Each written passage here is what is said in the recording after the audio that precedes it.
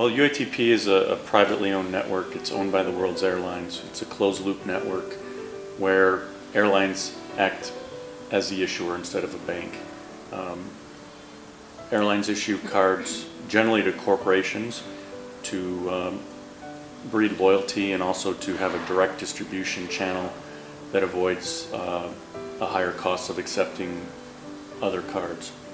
So in that sense, UATP is a loyalty tool for airlines, but it also helps them not only lower their cost of sale, but for interline transactions, meaning when one airline's card is used on another airline, they earn a merchant fee. Yeah, well, I think 2011 was a record year, and I think the main driver was the comeback of the corporate traveler. I think fares stabilized. Of course, we had a big recession in 2009, 2010, started to see a improvement, but 2011 is where I think everything came back. The other reason we grew so rapidly is that we added the new issuers, as you said, and the main reason we did that was because we offer them now their own invoicing system free of charge, meaning that they have no upfront investment cost to join the network as an issuer. Mm-hmm. Most airlines in the world are already merchants, but in order to issue your own accounts, you have to be able to bill your customers. It sounds easy for most entities, but since airlines are in the business usually of flying planes, to have their own corporate card scheme takes a little bit more work on their behalf. So we've cut down that work to almost nothing, and it's a resource-free investment, so to speak, from a cash standpoint. They only pay transaction fees when the network is used and when the billing system is used.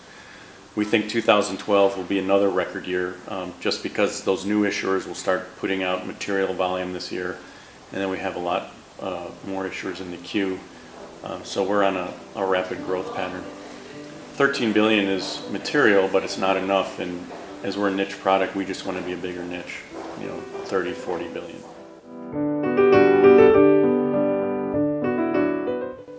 Well, I do see in some markets that merchants are having more of an influence over how the dynamics of payment are working, particularly costs, obviously.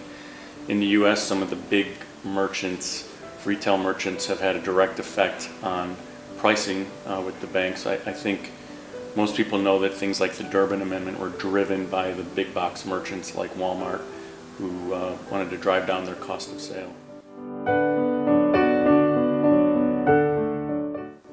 Mobile boarding passes and things have already come to fruition in the airline industry, and I think the next thing is going to be payment.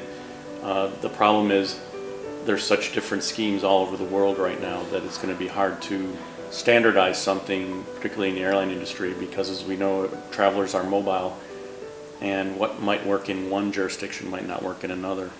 But we definitely see mobile payment as the next step in the progression in our network and in our industry, so we're going to be pursuing that as the market allows.